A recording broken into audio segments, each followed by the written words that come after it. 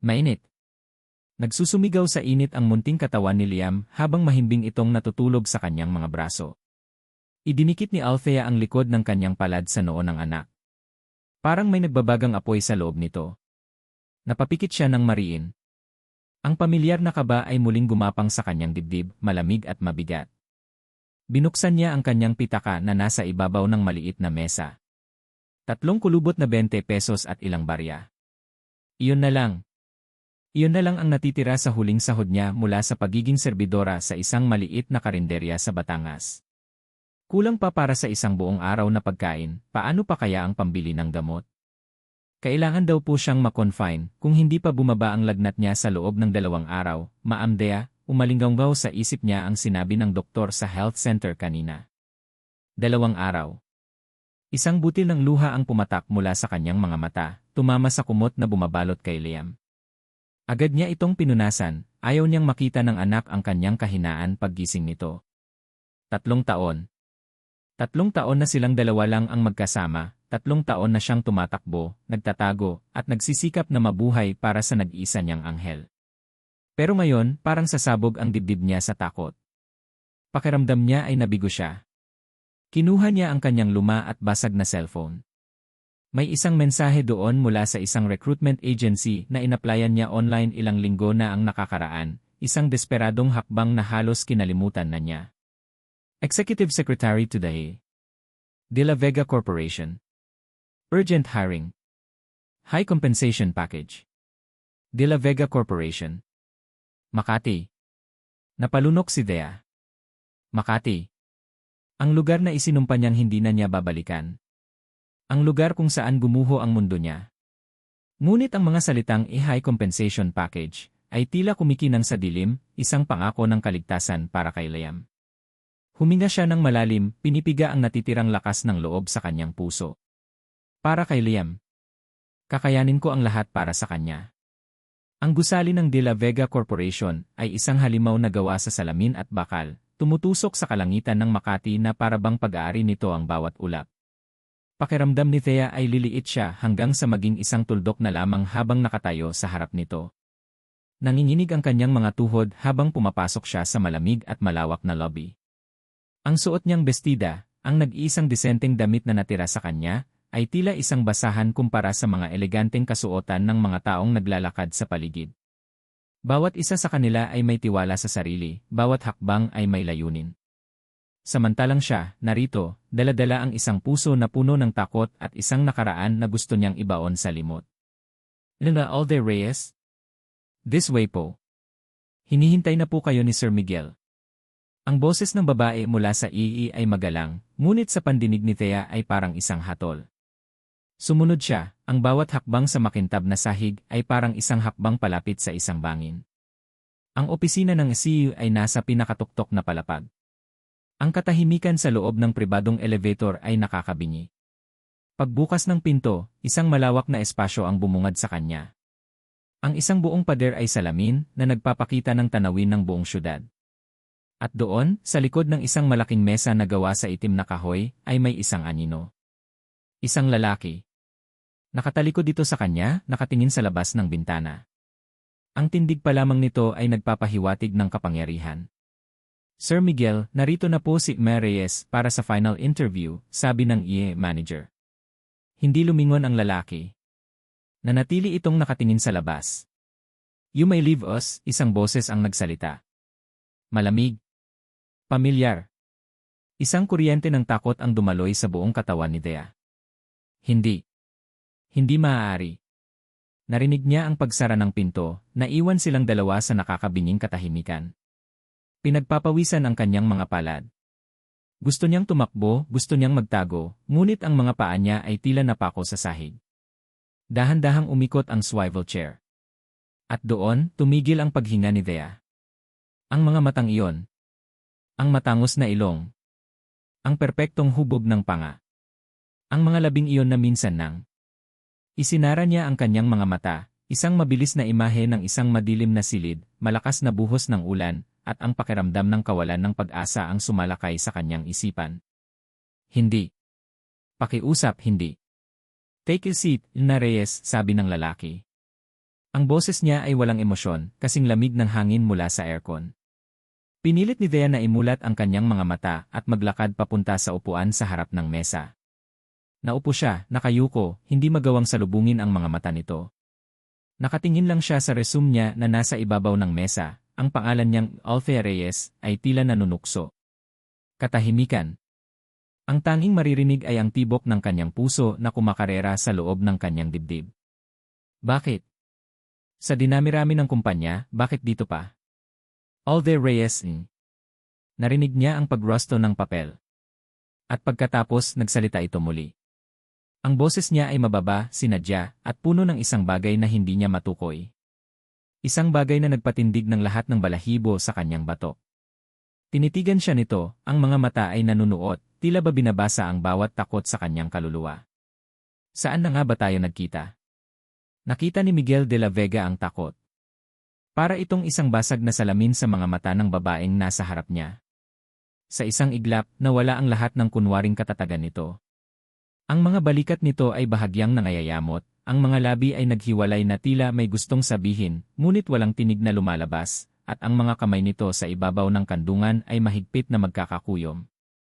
Isang reaksyon ng isang taong nahuli. O isang taong nasaktan. Alin sa dalawa? Tanong ni Miguel sa kanyang sarili. 3 taon. 3 taon niyang hinahanap ang isang multo. Isang babaeng walang pangalan, isang anino sa isang gabi na gusto niyang kalimutan pero hindi niya magawa.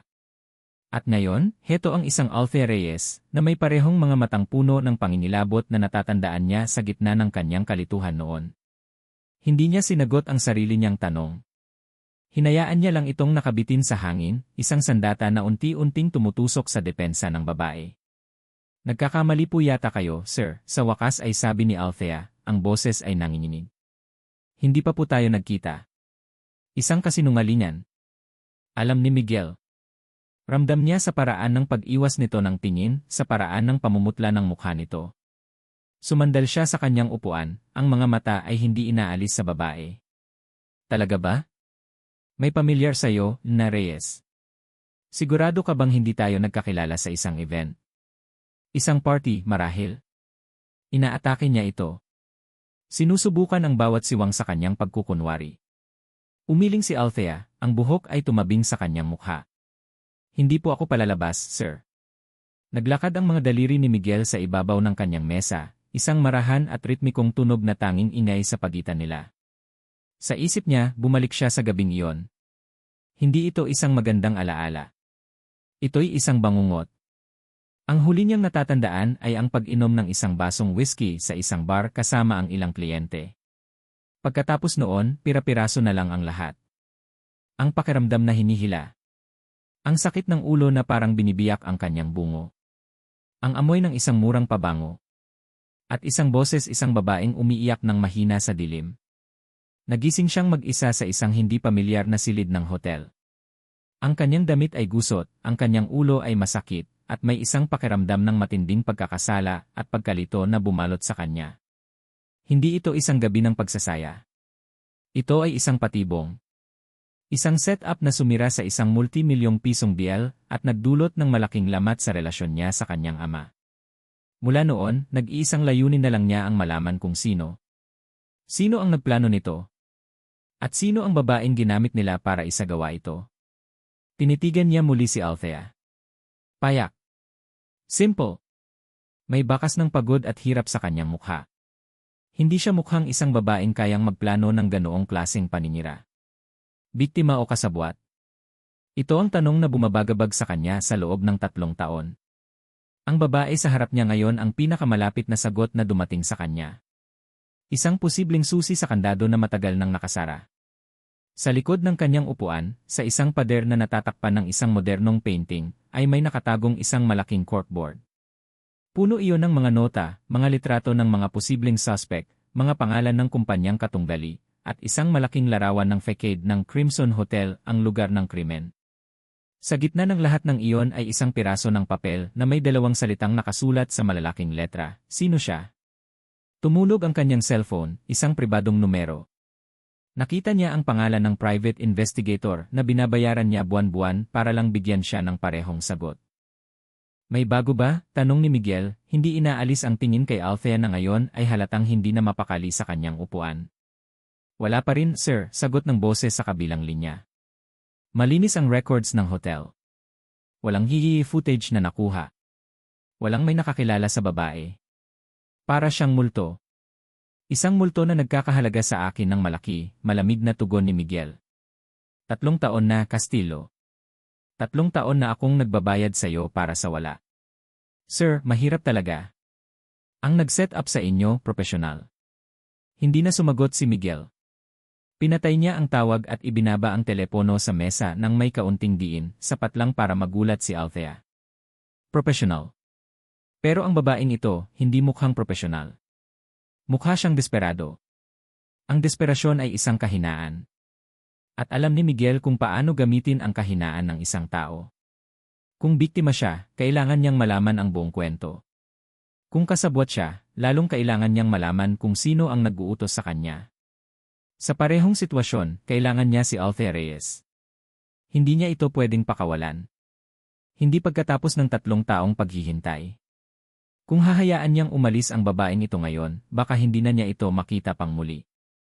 Mawawala na naman ang nag-iisang sinulid na pwede niyang hilahin. Isang desisyon ang nabuo sa kanyang isipan. Malamig, kalkulado at walang bahid ng awa. Kinuha niya ang resume ni Althea. Dahan-dahan niya itong isinara, isang kilos na tila nagsasara rin ng kanilang usapan. Tumayo siya, naglakad patungo sa bintana at muling tumalikod sa kanya. Nabanggit ng EC na kailangan mo raw ng trabaho. Agad-agad, sabi niya, ang boses ay umaalingaw-ngaw sa katahimikan. Oo po, sir, halos pabulong na sagot ni Althea. Kailangan na kailangan ko po. Humarap si Miguel. Ang mga mata niya ay matalim na parang kutsilyo. Walang ngiti. Walang pag-aalinlangan. Isang si na nagbibigay ng isang utos, hindi isang alok. You're hired.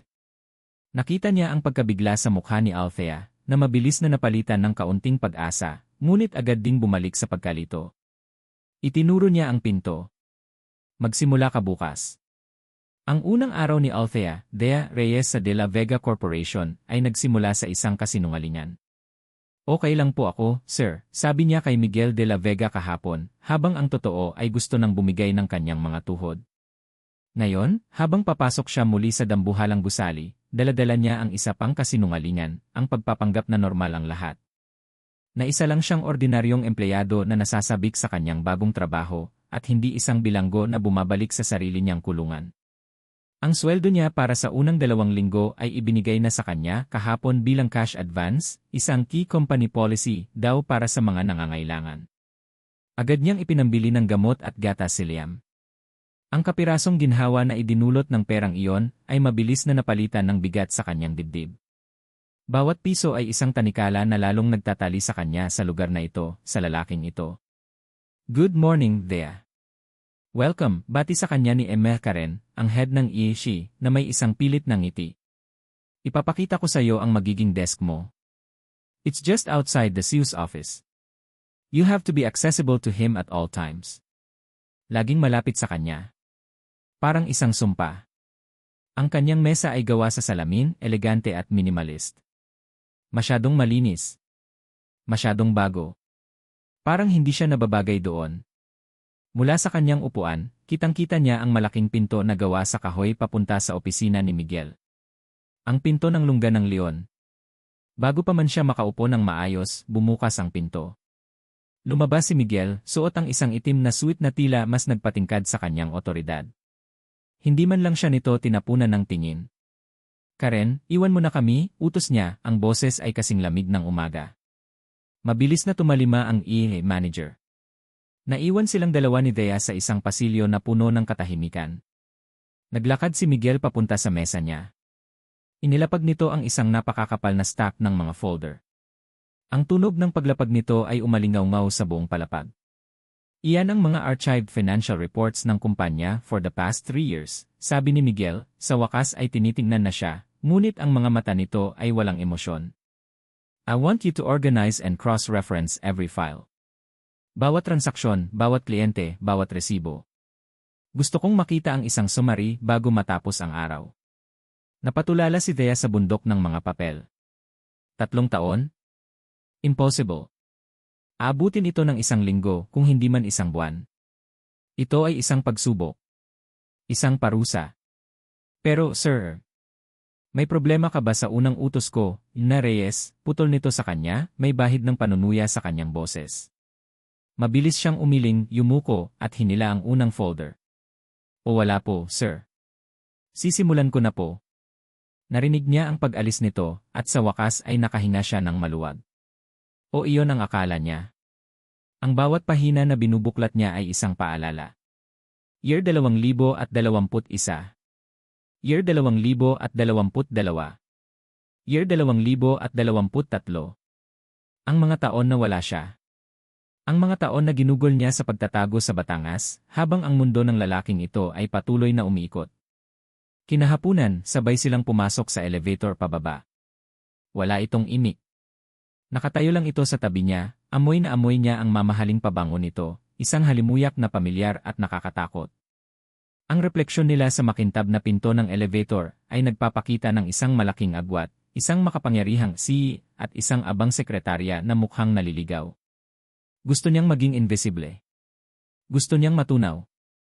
Pagbalik nila sa opisina, habang abala siya sa paghahanap ng isang nawawalang file, bigla itong lumapit sa kanyang mesa. Emma Reyes, simula nito sa isang boses na kunwari kaswal. Sa resume mo, nakalagay na galing ka sa probinsya. Nag-init ang mga pisngi ni Thea. Oo po, sir. Saan ka nga pala nagtrabaho sa loob ng 3 taon? Ang tanong ay parang isang patalim na dahan-dahang itinarahak sa kanyang lalamunan. Ito na. Ang interogasyon. Sa isang maliit na resort po sa Batangas. Waitress po, sagot niya, isang kasinungalingang ilang beses na niyang inensayo sa kanyang isipan.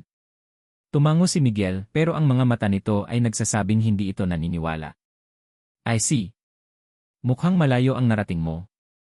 Bumalik ito sa opisina nito, iniwan si Thea na nanginginig ang mga kamay habang hawak ang mga papel.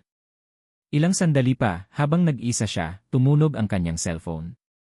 Isang pamilyar na numero. Ang landlady niya sa Batangas na nag-aalaga kay Liam habang nasa trabaho siya. Thea, iha, boses ng matanda, puno ng pag-aalala. Si Liam, bumalik na naman ang lagnat. Mataas na naman. Parang isang malakas na suntok sa sikmura ang narinig niya. Nanlabo ang kanyang paningin. Si Liam. Ang kanyang anak.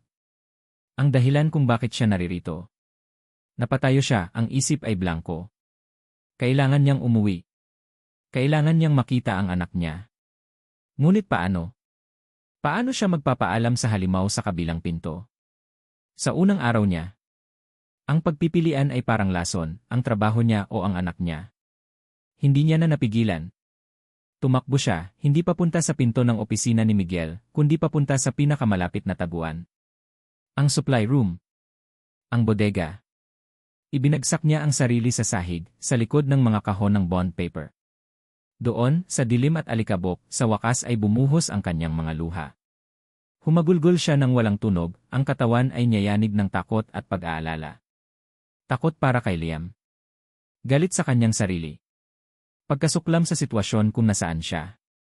Isang anino ang biglang tumakip sa siwang ng pinto. Dahan-dahan siyang nag-angat ng tingin. Nakatayo doon si Miguel de la Vega.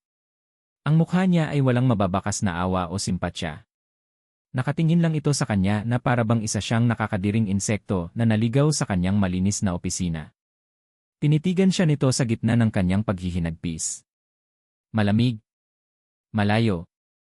At pagkatapos ay nagsalita ito, ang bawat salita ay tumatagos sa kanyang puso na parang yelo. Pinagsisisihan mo na ba ang pagpasok sa kumpanyang ito? Pinagsisisihan mo na ba ang pagpasok sa kumpanyang ito? Ang tanong ni Miguel ay nakabitin sa hangin ng bodega, mas mabigat kaysa sa alikabok. Sa isang iglap, natuyo ang mga luha ni Althea. Napalitan ito ng isang bagay na mas mapait, galit. Paano niya nagagawang magtanong ng ganoon habang nakikita siyang ganito kahina? Hindi niya ito sinagot. Sa halip, pinunasan niya ang kanyang mga pisngi gamit ang likod ng kanyang palad, isang marahas na kilos ng pagtanggi sa kahinaan. Tumayo siya, hinarap ang lalaki ng may tapang na hindi niya alam na meron siya. Kailangan ko pong umuwi, sir, sabi niya, ang boses ay nanginginig pa rin ngunit may diin. Emergency po. Tinitigan siya ni Miguel ng ilang segundo, ang mga mata ay nanunuri, tila hinahanap ang kasinungalingan. Ngunit ang nakita niya ay purong desperasyon. Walang halong pagkukunwari. Tumango ito, isang beses lang, at tumalikod. Go, sabi nito bago tuluyang maglakad palayo. Hindi na nag-aksaya ng panahon si Dea. Kinuha niya ang kanyang bag at tumakbo palabas ng gusali, dala-dala ang bigat ng tingin ng lalaki sa kanyang likuran. Kinabukasan, pumasok si Dea na may maitim na bilog sa ilalim ng kanyang mga mata. Magdamag siyang nagbantay kay Liam, na sa awa ng Diyos ay bumaba na ang lagnat. Ngunit ang pagod at kaba ay nanatili. Inaasahan niyang sisermunan siya ni Miguel o baka tuluyan ng tanggalin sa trabaho. Ngunit wala. Hindi siya pinansin ni Miguel buong umaga. Nagkulong lang ito sa opisina nito, abala sa mga tawag at meeting. Para kay Dea, ang katahimikan ay mas nakakatakot. Ito ang katahimikan bago ang isang bagyo. Nagpatuloy siya sa pag-aayos ng mga folder, ang isip ay lumilipad kay Liam. Sa sobrang pag-iisip, hindi niya napansin ang isang maliit na detalye sa isang spreadsheet, isang numero na wala sa lugar. Ngunit habang muli niyang binabalikan ang mga papeles para sa isang report na ipinapagawa ni Miguel, nahagip ito ng kanyang mga mata. Isang depektosong formula. Isang maling kalkulasyon na nagpalobo sa kita ng isang proyekto ng halos 10 milyon. Ang report na ito ay ipipresenta ni Miguel sa board meeting mamayang hapon. Nagdalawang isip siya. Pwede niyang hayaan na lang. Hayaan siyang mapahiya. Iyon ang nararapat sa isang taong walang puso. Ngunit ang isang bahagi niya, ang bahaging propesyonal at matino, ay hindi ito kayang gawin. Kumatok siya sa pinto ng opisina nito. Pasok. Naabutan niya itong nakatayo, inaayos ang kanyang kurbata sa harap ng salamin. Naghahanda na para sa meeting. Sir, simula niya, ang boses ay mahina. Yung report po para sa board meeting. May nakita po akong mali. Kumunot ang noo ni Miguel. Kinuha nito ang folder mula sa kanyang kamay nang walang pasabi. Nanahimik ito habang binabasa ang kanyang mga nota na nakasulat sa isang maliit na piraso ng papel. Nakita niya ang pagbabago sa ekspresyon nito, mula sa pagkainis, naging pagtataka, hanggang sa pagkilala. Saan mo ito natutunan? Tanong nito, nakatingin sa kanya, hindi na bilang isang amo sa isang empleyado, kundi bilang isang taong nakakita ng isang bagay na hindi niya inaasahan. Nag-aral po ako ng accountancy, sir. Bago po ako Natigilan siya. Bago gumuho ang mundo niya. Hindi na ito nagtanong pa. Mabilis itong bumalik sa kanyang mesa, binuksan ang laptop at inayos ang presentasyon. Nailigtas siya ni Thea mula sa isang malaking kapahamakan. Dahil sa pag-aayos ng report, pareho silang inabot ng gabi sa opisina. Ang buong palapag ay tahimik na, tanging ang tunog na lang ng kanilang pag-type ang maririnig. Mag-order ka ng pagkain, biglang sabi ni Miguel, hindi nakatingin sa kanya. And my treat. For saving your neck back there. Iyon ang unang pagkakataon na narinig niya ang isang bagay na malapit sa pasasalamat mula rito. Habang kumakain sila sa kani-kanilang mesa, sa isang komportableng distansya, hindi sinasadyang nahagip ng tingin ni Miguel ang cellphone ni Thea na nasa ibabaw ng mesa. Ang screen nito ay umilaw, ipinapakita ang wallpaper. Isang litrato ng isang batang lalaki na may malalaking mata at isang matamis na ngiti. Ang ngiti na yon may kakaiba. May pamilyar. Nakita ni Thea ang pagtingin niya. Agad niyang kinuha ang cellphone at itinago ito sa kanyang bag, na parabang isang sikreto na ayaw niyang mabisto. Ngunit huli na. Nakita na ni Miguel. Nang gabing yon, bago umuwi, tumawag muli si Miguel sa kanyang private investigator. Castillo, sabi niya, ang boses ay seryoso. May ipapagawa ako sa'yo. Alde Reyes. Gusto kong malaman ang lahat tungkol sa kanya.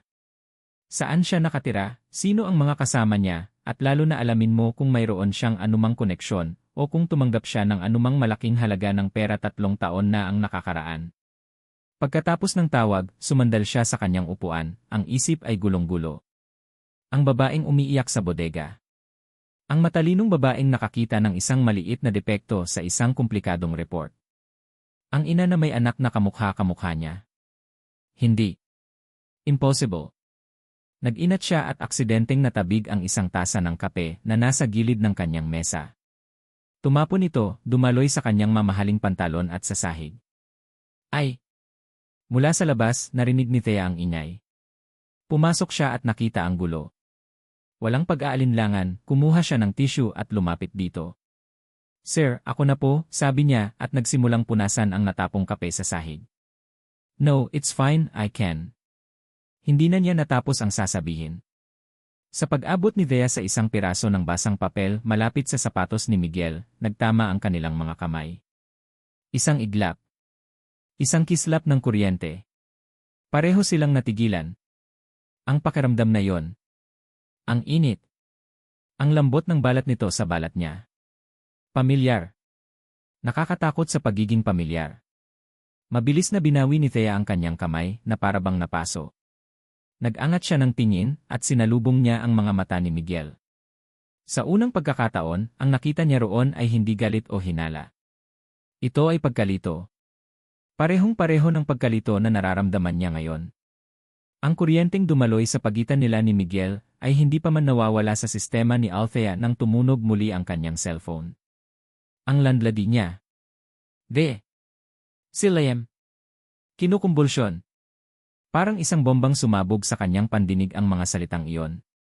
Binitawan niya ang hawak na tissue, hindi na alintana ang natapong kape o ang lalaking nakatayo sa harap niya. Papunta na ako, sigaw niya sa telepono, habang nagmamadaling kinuha ang kanyang bag, dalhin niyo na po siya sa ospital. Pakiusap. Wala nang paalam. Wala nang tingin sa likod. Tumakbo si Thea palabas ng opisina, palabas ng gusali, ang puso niya ay tila gustong kumawala sa kanyang dibdib. Bawat segundo ay isang karayom na tumutusok sa kanyang kaluluwa. Ang biyahe papuntang ospital ay isang malabong panaginip. Ang tanging malinaw lang ay ang paulit-ulit na pagdarasal sa kanyang isipan. Wag po ang anak ko. Pakiusap, wag po ang anak ko. Pagdating niya sa emergency room, isang eksena ng kabuluhan ang sumalubong sa kanya. Mga doktor na nagmamadali, mga pasyenteng umiiyak, at ang amoy ng gamot na nakakasulasok.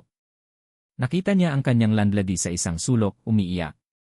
Nasaan si Liam? Tanong ni Thea, ang boses ay basag. Nasa loob pa, iha. Inasikaso pa ng doktor. Ilang minuto na parang habambuhay ang lumipas. Sa wakas, lumabas ang isang doktor, ang mukha ay seryoso. Kailangan na po nating i-admit ang bata. Na-stabilize na namin siya, pero kailangan siyang maobserbahan ng maigi. Sino po ang guardian? Ako po, mabilis na sagot ni Thea. Okay, ma'am. Kailangan niyo na pong mag-down payment sa cashier para maipasok na natin siya sa kwarto. Down payment. Kwarto. Ang mga salita ay parang mga pader na biglang itinayo sa kanyang harapan. Kinuha niya ang kanyang pitaka. Ang perang ibinigay ni Miguel ay halos naubos na sa mga paunang gamot at bayad sa inuupahan. Napahawak siya sa pader, ang mga binti ay tila naging jelly. Ang lakas na pinanghahawakan niya kanina ay biglang naglaho. Hinarap niya ang doktor, ang mga mata ay puno ng luha at pakiusap. Dok, wala po akong sapat na pera ngayon. Pwede po bang Umiling ang doktor. Sorry, ma'am. Hospital policy. Sa sandaling iyon, gumuho si Thea. Napaupo siya sa sahig ng malamig na pasilyo, ang mga hikbi na pinipigilan niya kanina ay tuluyan ng kumawala. Wala na siyang pakialam sa mga taong napapatingin. Wala na siyang pakialam sa kahihiyan. Ang anak niya ay nasa panganib at siya ay walang kwenta. Isang bigo. Anong nangyayari dito? Isang boses ang bumasag sa kanyang pagdadalamhati. Isang boses na pamilyar at hindi niya inaasahan. Nag-angat siya ng tingin, ang paningin ay malabo dahil sa mga luha. Nakatayo sa harap niya si Miguel de la Vega, ang suot na suit ay tila hindi nababagay sa magulong paligid ng ospital. Ang mukha nito ay hindi nagalit kundi puno ng pagtataka. Hindi na siya nakasagot. Niyakap na lang niya ang kanyang mga tuhod at umiyak ng umiyak. Emma Reyes, sabi nito, lumuhod para magpantay sila. Tumayo ka dyan. Hinawakan nito ang braso niya, ang pagkakahawak ay mahigpit ngunit hindi masakit. Tinulungan siya nitong tumayo. Anong sabi ng doktor? Tanong nito, ang boses ay mahinahon na ngayon. Kailangan daw pong i-admit si Liam, sabi niya sa pagitan ng mga hikbi. Pero wala po akong pera. Hindi sumagot si Miguel. Tinitigan lang siya nito ng ilang sandali. Pagkatapos, tumalikod ito at naglakad papunta sa nurse station.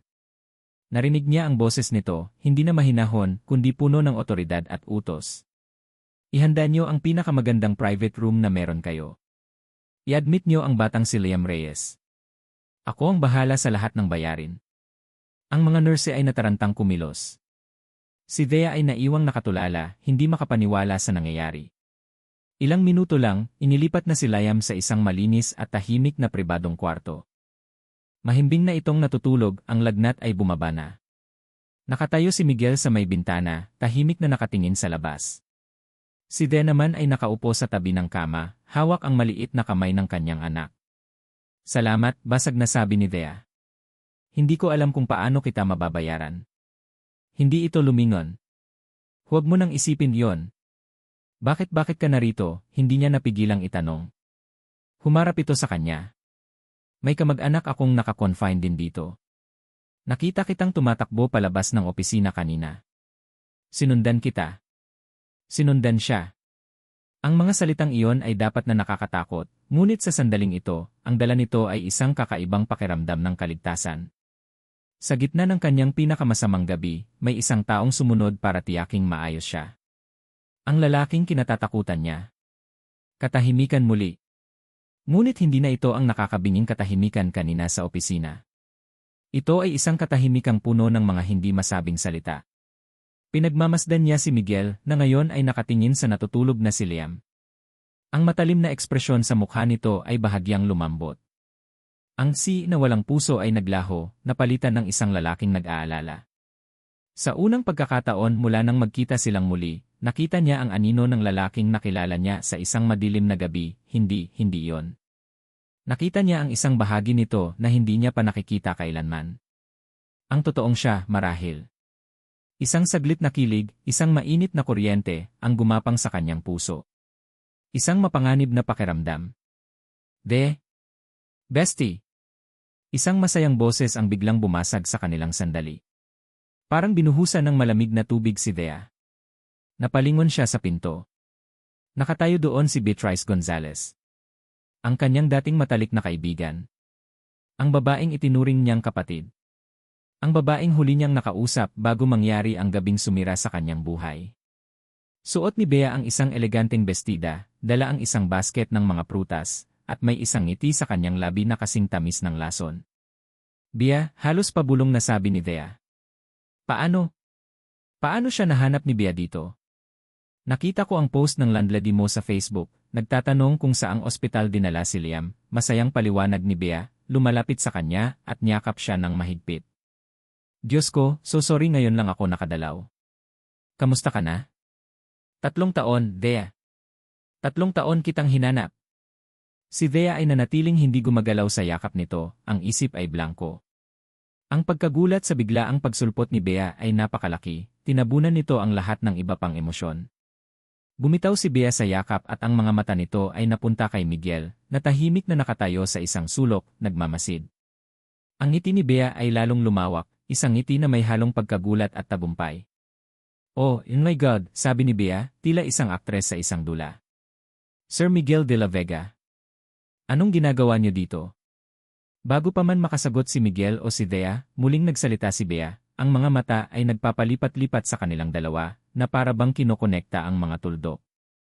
Ang kanyang mukha ay nagpakita ng isang perpektong pagsasadula ng pagkaunawa, na sinundan ng isang kunwaring pagkatuwa. Tumingin siya kay Thea, ang ngiti ay abot sa kanyang mga mata na hindi naman umaabot sa kaluluwa. Bestie, hindi mo sinabi sa akin na si Sir Miguel pala ang ama ng anak mo. Ang tanong ay isang bombang atomika na sumabog sa katahimikan ng silid. Natigilan si Thea. Ang dugo sa kanyang katawan ay tila nagyelo. Ano? Si Miguel, na kanina'y kalmado, ay biglang nanigas. Ang pagkalito sa mukha niya ay napalitan ng isang madilim na ulap ng hinala, mas madilim pa kaysa dati. Ang tingin niya kay Thea ay hindi na lang nanunuri, kundi puno na ng akusasyon. Hindi, Bea. Nagkakamali ka, desperadong sabi ni Thea, ang boses ay nanginginig. Hindi totoo yan. Ngunit si Bea ay tumingin lang sa kanya nang may pag-unawa, na para bang si Thea ay isang batang nahuling nagsisinungaling. Thea, okay lang. Hindi mo kailangang itago. Halata naman, Elok, magkamukha sila, sabi nito, itinuturo ang natutulog na si Liam at pagkatapos ay si Miguel. Isang kasinungalingan. Isang napakagaling na kasinungalingan na binitawan sa perpektong pagkakataon. Tumingin si Thea kay Miguel, naghahanap ng kahit anong bahid ng tiwala, ng kahit anong bakas ng lalaking tumulong sa kanya kanina. Ngunit wala na. Ang nakita niya ay isang pader na bakal. Ang mga mata nito ay nanlilisik, puno ng galit at pakiramdam ng pagkakanulo. Ang lahat ng pag-aalinlangan, lahat ng hinala ay nagbalik. Ngayon, mayroon na itong kumpirmasyon. Sa mga mata ni Miguel de la Vega, si Althea Reyes ay hindi na isang misteryo. Siya na ngayon ang kontrabida. Si Sir Miguel pala ang ama ng anak mo. Ang mga salita ni Beatrice ay parang lason na dahan-dahang gumapang sa sistema ni Miguel de la Vega. Sa isang iglap, ang lahat ng bahagyang paglambot ng kanyang puso, lahat ng pag-aalinlangan na baka nga biktima si Althea, ay naglaho na parang bula. Napalitan ito ng matinding galit. Ang galit ng isang taong muling naloko. Ang lahat ay biglang naging malinaw sa isang nakakakilabot na paraan. Ang pag-iyak ni Althea sa bodega.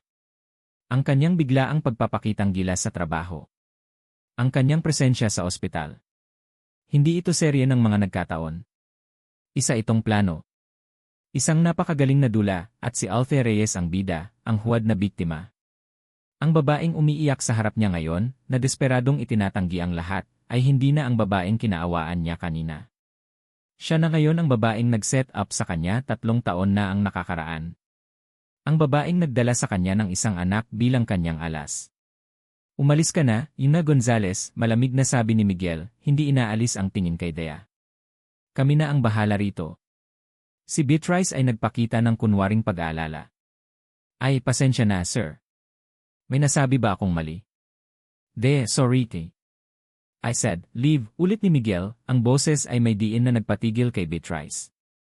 Mabilis itong nagpaalam at umalis, iniwan ang isang mabigat at nakakalasong katahimikan. Nang sila na lang ang naiwan, hinarap ni Miguel si Thea. Magkano, tanong niya, ang bawat salita ay matalas na parang bubog. Anong magkano, naguguluhang tanong ni Thea. Magkano ang bayad sa'yo para gawin ito? Para hanapin ako pagkatapos ng 3 taon at ipresenta sa akin ang bata, sabi niya, hindi man lang magawang sabihin ang salitang anak. Akala mo ba ganun ako kadaling maloko? Na maniniwala ako agad sa isang eksena sa ospital. Miguel, hindi, sabi ni Thea, ginamit ang pangalan niya sa unang pagkakataon sa gitna ng kanyang desperasyon. Hindi totoo yan. Hindi ko alam kung bakit sinabi ni Bea yon. Hindi ikaw ang ama ni Liam. Huwag mong banggitin ang pangalan ko, mariing sabi ni Miguel. At huwag ka nang magsinungaling. Tapos na ang palabas mo. Tumalikod siya at lumabas ng silid, hindi na kayang tingnan ang mukha ng babaeng sa tingin niya ay sagad sa buto ang kasinungalingan. Kinabukasan, isang babae na nagpakilalang si Beatrice Gonzales ang tumawag sa kanyang opisina. Sinabi nitong gusto niyang kilinawin ang lahat para sa kapakanan ng kanyang kaibigan. Nagkita sila sa isang tahimik na coffee shop. Sir, pasensya na po talaga kayo kahapon, simula ni Beatrice, ang mga mata ay puno ng kunwaring pagsisisi. Hindi ko po sinasadyang ilagay sa alanganin si Thea. Ang totoo po niyan, matagal na po kayong gusto ni Thea. Simula pa noong college. Kumunot ang noo ni Miguel. Hindi ko siya kilala noong college. Pero kilala ka po niya. Lihim siyang humahanga sa inyo. At noong gabing iyon lasing po siya, sir. Lasing po kayo. Isang pagkakamali lang po ang lahat. Pero para sa kanya, iyon na ang pinakamasayang gabi ng buhay niya. Kasi nakasama niya kayo. Ang kwento ni Beatrice ay perpekto. Pinupunan nito ang lahat ng patlang. Ginawa nitong biktima ng pag-ibig si Thea, isang babaeng nagkamali dahil sa matinding paghanga. Isang kwentong mas madaling paniwalaan kaysa sa isang komplikadong sabuatan. Pagkatapos po noon, sinubukan kanyang hanapin pero nahiya siya. Kaya mag-isa niyang pinalaki si Liam. Ang pag-apply niya po sa inyo siguro po, paraan niya yon para muli kayong magkalapit, pagtatapos ni Beatrice, na may peking luha sa kanyang mga mata. Para patunayan ang kanyang mga sinabi, may ipinakita si Beatrice sa kanyang cellphone. Isang lumang litrato. Si Thea at si Beatrice nakangiti. At sa likuran, malayo at malabo, ay si Miguel na naglalakad. Isang litratong mukhang inosente, ngunit sa konteksto ngayon, mukha itong ebidensya ng isang matagal ng obsesyon. Gusto lang po niya ng isang buong pamilya para kay Liam, Sir, pakiusap ni Beatrice. Pag-alis ni Beatrice, naiwan si Miguel na mas lalong gulong-gulo. Kung totoo ang sinasabi nito, kung gayon ang bata. Bumalik siya sa opisina, ang isip ay puno ng ingay. Tiningnan niya ang litrato ni Liam sa cellphone ni Thea na nakita niya noon. Ang mga mata ang hugis ng mukha. Hindi niya kayang mabuhay sa pagdududa. Pumunta siya sa ospital. Naabutan niya si Thea na natutulog sa sofa sa tabi ng kama ni Liam. Ang pagod ay kitang-kita sa mukha nito. Sa isang saglit, naawa siya. Ngunit agad niyang iwinaksi ang pakiramdam na yon. Emma Reyes, sabi niya, ginising ito. Nagulat si Thea, agad na umupo ng tuwid. May isang paraan lang para matapos ang bulong ito, sabi ni Miguel, ang boses ay walang emosyon. Magpapadna test tayo. Nakita niya ang gulat at takot sa mga mata ni Thea. Hindi. Hindi kailangan. Kailangan, putol niya. Kung nagsasabi ka ng totoo, wala kang dapat ikatakot. Kung hindi ka papayag, maniniwala akong may itinatago ka. At sisiguraduhin kong pagsisisihan mo ang araw na nag-cruise muli ang landas natin. Ilang linggo ang lumipas na puno ng tensyon. Isang umaga, dumating ang isang selyadong envelope sa opisina ni Miguel. Galing sa laboratorio. Nanginginig ang kanyang mga kamay habang binubuksan ito. Ang puso niya ay kumakabog na parang tambol. Ito na ang sagot. Ang katotohanan. Binuklat niya ang papel. Hinanap ng kanyang mga mata ang pinakaimportanteng linya. At doon, nakasulat sa itim at puting letra, isang hatol na babago sa lahat. Match found. Probability paternity, 79.9%. Nabitawan niya ang papel. Ang hangin ay tila nawala sa silid. 79.9%. Ama siya. Si Alve Reyes hindi nagsisinungaling tungkol doon. Pero ang lahat ng iba pa. Ang kanyang pagiging inosente. Ang katotohanan ito ay hindi nagdala ng kapayapaan kay Miguel. Sa halip, nagdala ito ng isang mas malamig, mas matinding galit. Dahil kung ama nga siya, ibig sabihin ay nagtagumpay ang plano ni Alve Reyes. Match found. Probability paternity, 79.9%. Paulit-ulit na binasa ni Althea ang mga salita sa papel na ibinigay sa kanya ni Miguel. Nanginginig ang kanyang mga kamay. Ang isip niya ay isang blankong pader. Paano? Ang nag-iisang katotohanan na pinanghawakan niya sa loob ng 3 taon na ang ama ni Liam ay isang estrangherong hindi niya kilala, isang anino sa dilim, ay biglang gumuho. Si Miguel de la Vega. Siya nga. Ang katotohanan ito ay hindi nagdala ng kalinawan, kundi ng mas malalim na gulo. Kung totoo ito, bakit wala siyang maalala kundi takot? Kung totoo ito, paano nangyari ang lahat? Ngayon, naniniwala ka na? Tanong ni Miguel, ang boses ay walang anumang init. Nakatayo ito sa harap niya sa loob ng hospital room, isang figura ng yelo at bakal. Tumango lang si Thea, hindi makapagsalita. Ang pagkabigla ay masyadong malaki, masyadong mabigat. Sa mga sumunod na araw, isang bagong uri ng impyerno ang nagsimula. Tinanggap ni Thea ang katotohanan, at kasama nito, sinubukan niyang bumuo ng isang tulay para sa kapakanan ni Liam. Ngunit ang bawat hakbang niya pasulong ay sinasalubong ng isang pader ng yelo mula kay Miguel. Pinustusan nito ang lahat ng gastusin ni Liam. Inilipat sila nito sa isang disenteng apartment na malapit sa opisina. Ngunit ang bawat tulong ay may kasamang lason. Ang bawat kilos ay isang transaksyon. Walang emosyon. Walang pagmamahal. Huwag mong isipin na dahil sa batang ito ay mayroon ka ng karapatan sa akin o sa yaman ko, sabi nito isang araw habang iniaabot ang isang credit card.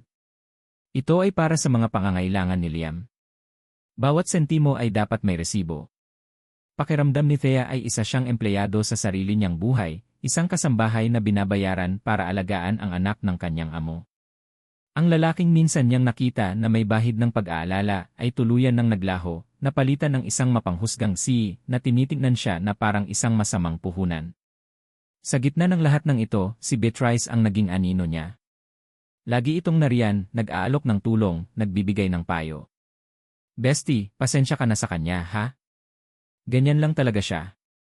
Stress sa trabaho, sabi ni Bea isang hapon habang tinutulungan siyang mag-ayos sa bagong apartment. Pero deep inside, alam kong mahalaga kayo sa kanya. Naniwala si Bea. Kumapit siya sa mga salitang iyon na parang isang taong nalulunod. Si Bea ang nag-iisa niyang kakampi sa magulong mundong ito. Ngunit ang hindi niya alam, habang si Bea ay nagiging anghel sa kanyang paningin, ito ay nagiging demonyo naman sa likod niya. Si Beatrice ang nagpapakain ng lason sa isip ni Miguel. Nakakaawa si Bea, sir, sabi ni Beatrice sa isang tawag kay Miguel. Minsan, nababanggit niya na sana, noong gabing iyon, ay hindi lang isang gabi ang nangyari. Na sana, tinanggap mo na siya noon pa. Bawat salita ay isang patak ng gasolinang ibinubuhos sa apoy ng hinala ni Miguel. At pagkatapos, dumating ang huling dagok. Ang planong wawasak sa lahat. Isang gabi, umuwi si Miguel sa apartment, ang mukha ay mas madilim kaysa dati. Walang imik, inihagis nito sa harapan ni Thea ang isang folder. Ano to? Nanginginig na tanong ni Thea. Buksan mo, utos nito. Sa loob ng folder ay may mga printout ng email. Isang palitan ng mensahe sa pagitan ng isang peking email address na nakapangalan sa kanya at isang tao mula sa kumpanyang mortal na kaaway ng De La Vega Corp. Ang mga email ay naglalaman ng isang kasunduan. Isang malaking halaga ng pera kapalit ng pagsira sa reputasyon ni Miguel De La Vega 3 taon na ang nakakaraan. May mga bank details. May mga petsa. Isang perpektong ebidensya ng isang krimen. Hindi ako to, sabi ni Thea, ang boses ay halos mawala. Miguel, maniwala ka. Hindi ko ito ginawa. Ngunit ang mukha ni Miguel ay sarado na. Ito na ang huling piraso ng puzzle na hinihintay niya. Ang patunay na hindi lang ito isang simpleng babaeng naghahabol sa kanya. Isa itong bayarang espiya. Isang manloloko. Tapos na ang pagpapanggap, Althea, sabi ni Miguel, ang bawat salita ay puno ng pagkasuklam. Alam ko na ang lahat. Alam ko na kung sino ka talaga. Hindi. Umiiyak na sabi ni Thea. Miguel, pakiusap eh. Kumuha si Miguel ng isang makapal na sobre mula sa kanyang coat. Ibinato niya ito sa mukha ni Thea. Ang mga papel na pera ay nagsabog sa sahig na parang mga tuyong dahon. Ito ba ang gusto mo? Pera, sigaw niya, ang galit ay sumasabog na. Ayan. Kunin mo. Kunin mo lahat at umalis ka sa buhay ko. Sa buhay namin ng anak ko. Ang mga salitang iyon, anak ko, ay parang isang punyal na sumaksak sa puso ni Thea. Inaangkin nito si Liam habang itinatapon siya na parang basura. Natulala si Thea, nakatingin sa perang nakakalat sa sahig. Ang kanyang dignidad. Ang kanyang pagkatao. Lahat ay tinapakan at dinurog. Wala nang natira. Wala na siyang lakas para lumaban. Wala na siyang lakas para magpaliwanag. Tapos na. Tumayo siya, hindi pinansin ang pera sa sahig.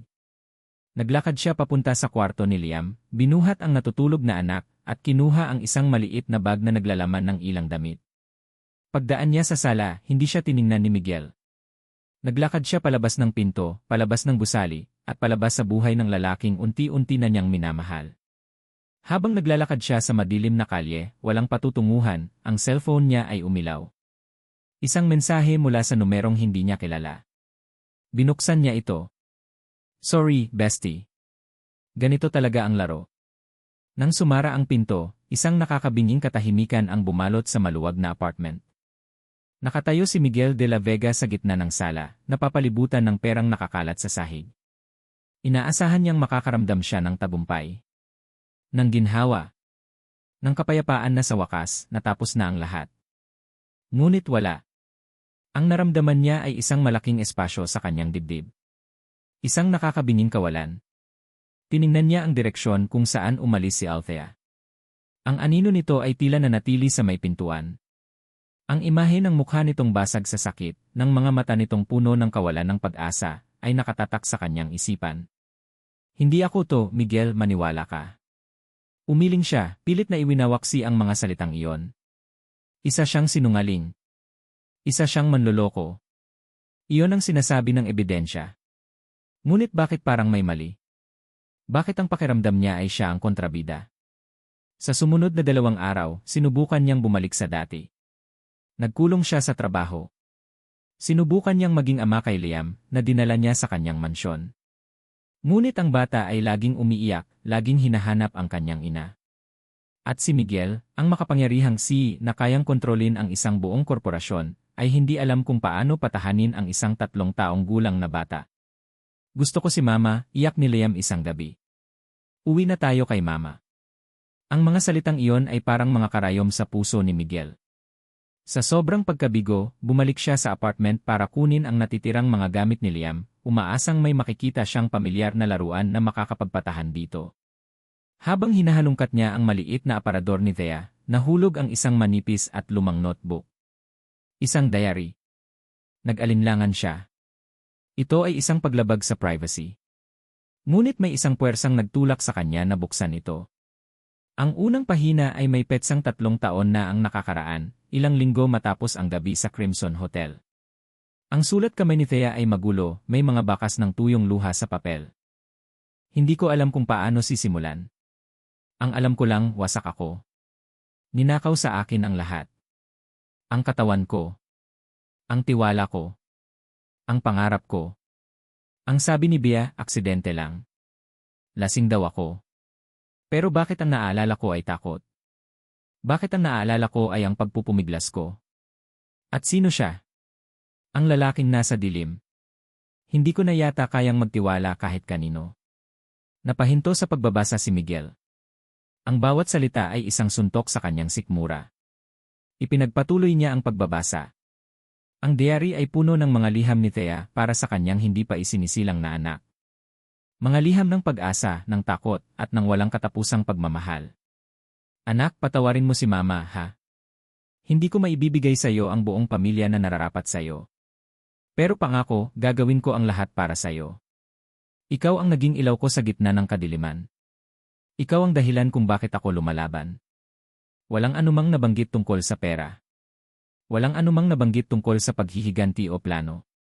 Ang tanging nandoon ay ang dalisay na sakit at pagmamahal ng isang ina. Ito ba ang mga salita ng isang manloloko? Biglang tumulog ang kanyang cellphone. Si Castillo, ang kanyang private investigator. Sir, sabi ni Castillo, ang boses ay may halong pagkasabik. May nakuha ako. Tungkol doon sa Yale test. Anong meron? Tanong ni Miguel, ang puso ay nagsimulang kumabog ng mabilis. May koneksyon, sir. Ang head technician sa laboratorio kung saan ginawa ang test, pinsan niya ang personal assistant ni Emma Beatrice Gonzalez. At may malaking halaga ng pera na pumasok sa bank account ng technician isang araw bago lumabas ang resulta. Parang isang malamig na hangin ang dumaan sa likod ni Miguel. Beatrice. Lahat ng piraso ay nagsimulang magkabit-kabit sa kanyang isipan. Ang biglaang pagsulpot ni Bea sa ospital. Ang kanyang mga kwento. Ang litratong ipinakita niya. Ang peking email. Lahat ay konektado. Lahat ay parte ng isang mas malaking laro. Isang laro kung saan si Thea at siya ay mga tau-tauhan lamang. Mabilis siyang tumakbo papunta sa kanyang opisina. Sa likod ng painting, binuksan niya ang kanyang corkboard ng investigasyon. Tinitigan niya ang mga litrato, ang mga pangalan. Bigla niyang naalala ang sinabi ni Beatrice sa coffee shop. Matagal na po kayong gusto ni Thea. Simula pa noong college. Paanong nalaman ni Bea yon kung hindi sila pareho ng universidad? At ang litrato paano siya napasama sa likuran noon?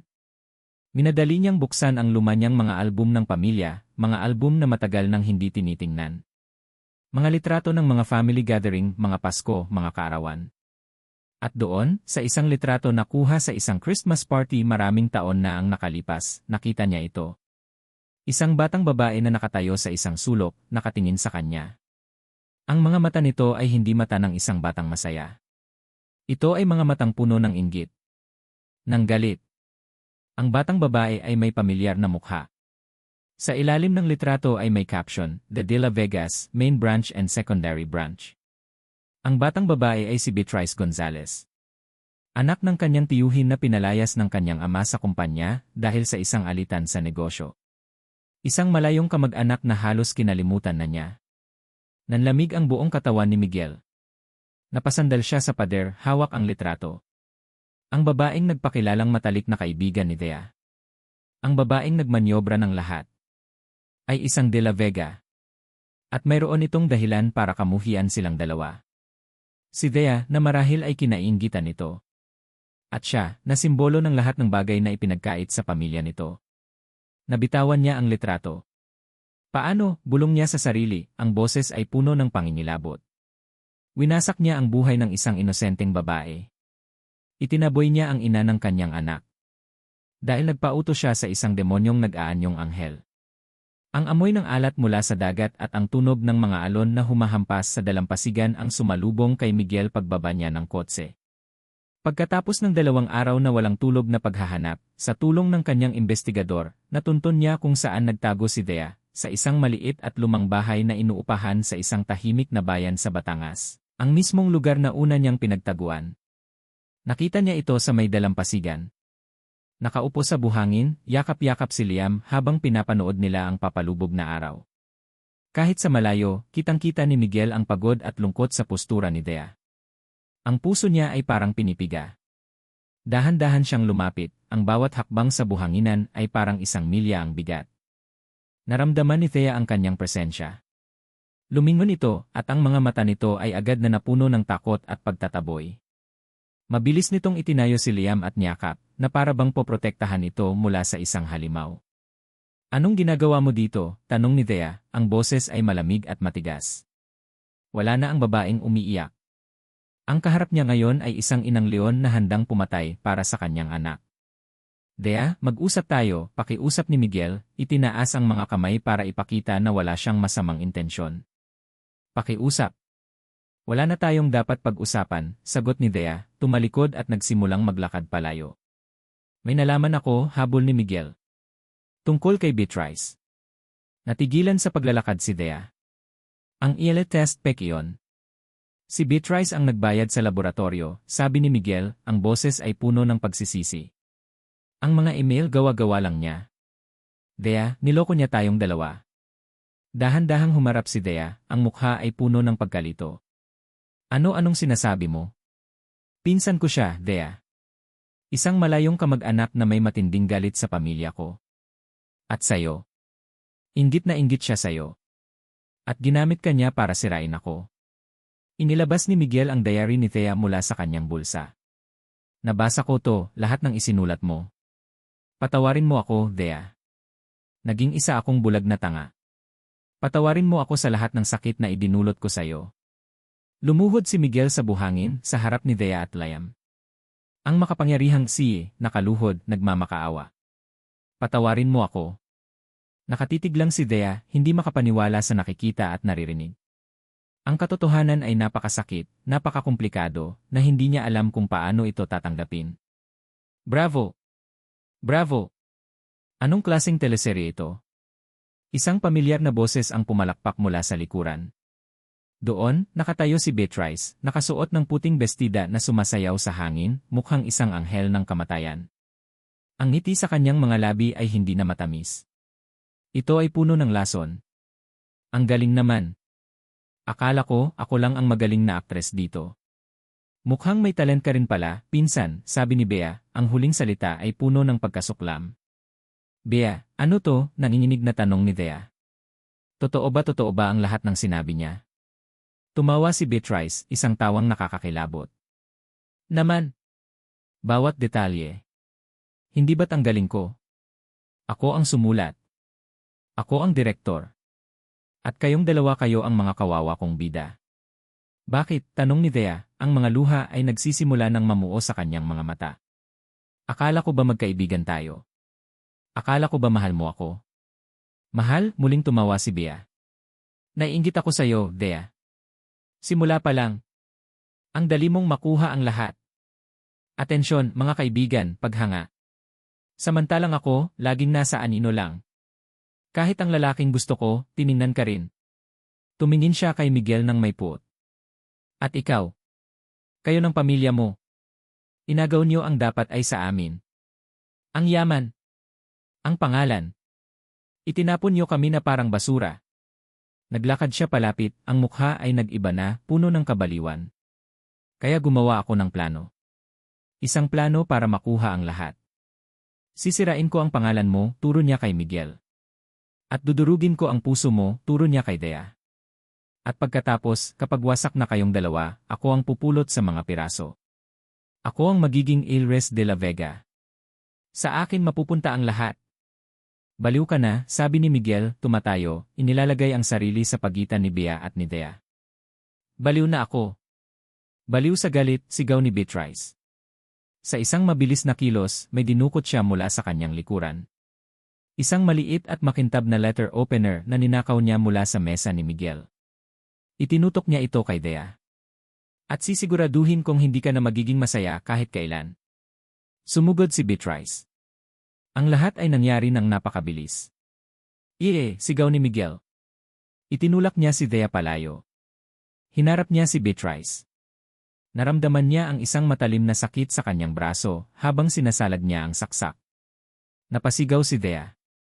Niyakap niya si Liam na ngayon ay humahagulgol na sa takot.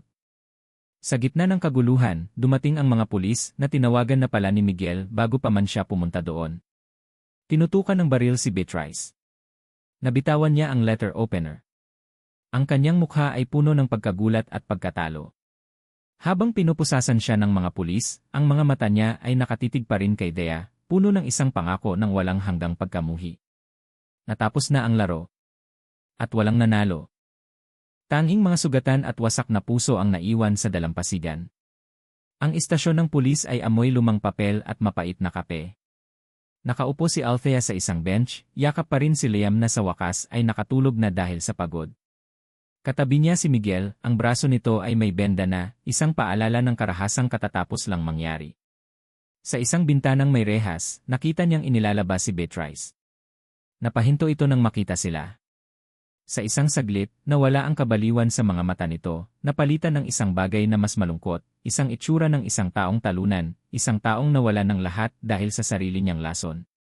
Tumingin si Thea sa kanya, at sa halip na galit, ang naramdaman niya ay isang bakas ng awa. Awa para sa isang kaibigan na naligaw ng landas, na nilamon ng inggit. Iniwas ni Thea ang kanyang tingin. Tapos na. Ang mga sumunod na linggo ay isang malabong panaginip. May mga abogado, mga pahayag, at mga pamilya. Ang pamilya de la Vega, sa pangunguna ng ama ni Miguel, ay humingi ng tawad kay Dea. Si Miguel naman, sa unang pagkakataon, ay tinayuan ang kanyang ama, sinabing si Dea at si Liam ay parte na ng kanyang buhay, at walang sinuman ang pwedeng humusga sa kanila. Ngunit hindi sila agad bumalik sa dati. Ang mga sugat na natamo nila ay masyadong malalim para maghilom sa isang iglap. Bumalik sila sa Batangas. Hindi sa luma at maliit na bahay, kundi sa isang simpleng beach house na pag-aari ng mga de la Vega.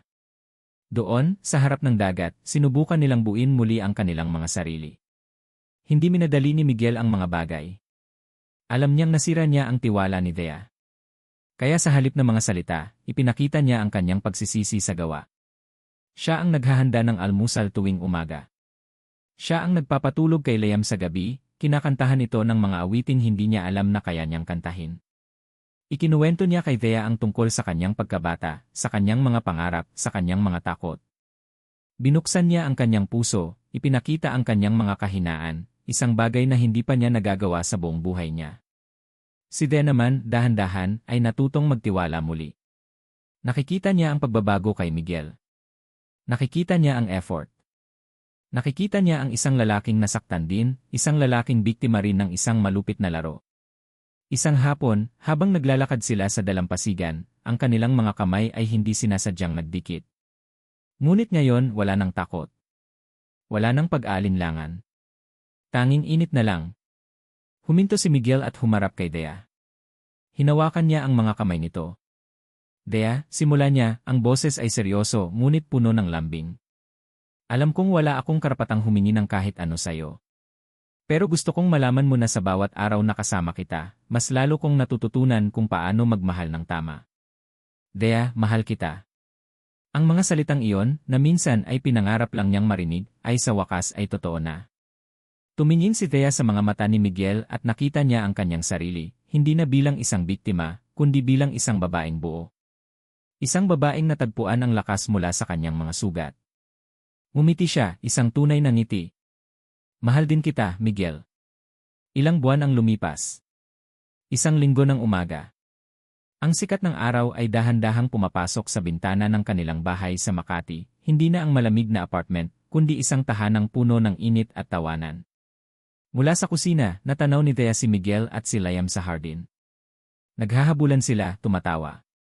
Si Liam, na ngayon ay malusog na at masigla, ay tumatakbo palapit kay Miguel. "Habulin mo ko, Daddy," sigaw ng bata. "Daddy." Iyon ang unang pagkakataon na tinawag ni Liam si Miguel na ganoon. Natigilan si Miguel. Napalingon siya kay Thea na nakatayo sa may pinto ng kusina. Ang mga mata niya ay nangingilid sa luha ng kaligayahan. Isang tanong ang nabuo sa kanyang mga mata, isang tanong na hindi na kailangan ng mga salita. Lumapit siya kay Thea habang si Liam ay abala na sa paglalaro sa damuhan. Hinawakan niya ang pisngi nito. "Handa ka na bang bumuo ng sarili nating kwento?" tanong ni Miguel, ang boses ay halos pabulong. Tumingin si Thea sa lalaking nasa harap niya, pagkatapos ay sa anak nilang masayang naglalaro. Ang nakaraan ay isang peklat, isang paalala ng sakit na kanilang pinagdaanan, ngunit isa na ring patunay ng kanilang katatagan. Ang hinaharap ay isang blangkong pahina, naghihintay na sulatan. Tumango si Thea, ang puso ay puno ng pag-asa at pag-ibig. Sagot niya. "Simulan na natin." At dito nagtatapos ang kwento ni Thea at Miguel. Mga minamahal kong tagapakinig. Mula sa kaibuturan ng aking puso, maraming salamat. Salamat sa pagsama ninyo sa akin sa bawat kabanata, sa bawat pagpatak ng luha, sa bawat pagtibok ng puso, at sa bawat pag-asang muling nabuo. Ang pagsulat sa kwento ni Thea at Miguel ay isang paglalakbay na puno rin ng iba't ibang emosyon para sa akin bilang inyong manunulat. May mga pagkakataong ramdam ko ang bigat ng kanilang mga pasanin, at may mga sandaling kasama ninyo akong kinilig at umasa na sana, sa huli, ay mahanap nila ang kapayapaan. Nais kong iwan sa inyo ang isang munting paalala mula sa kanilang kwento, na ang tunay na pag-ibig ay hindi lamang tungkol sa saya at mga paru-paro sa tiyan. Ito ay tungkol din sa pagpapatawad, hindi lang sa taong nagkasala sa atin, kundi lalo't higit sa pagpapatawad sa ating mga sarili. Ito ay tungkol sa paghahanap ng lakas sa gitna ng sakit, at sa paniniwalang lahat tayo ay may karapatan sa isang bagong simula. Na kahit gaano man kadilim ang gabi, laging may bukang liwayway na naghihintay. Kung mayroon man kayong aral na napulot o kung ang kwentong ito ay nakaantig sa inyong mga puso sa anumang paraan, huwag po kayong mag-atubiling ibahagi ang inyong mga saloobin sa comment section. Ang bawat isa sa inyong mensahe ay isang inspirasyon para sa akin. Hanggang sa ating muling pagkikita sa susunod na kwento. Ito po ang inyong lingkod, ang inyong kaibigan, na laging naniniwala sa kapangyarihan ng pag-ibig. Paalam.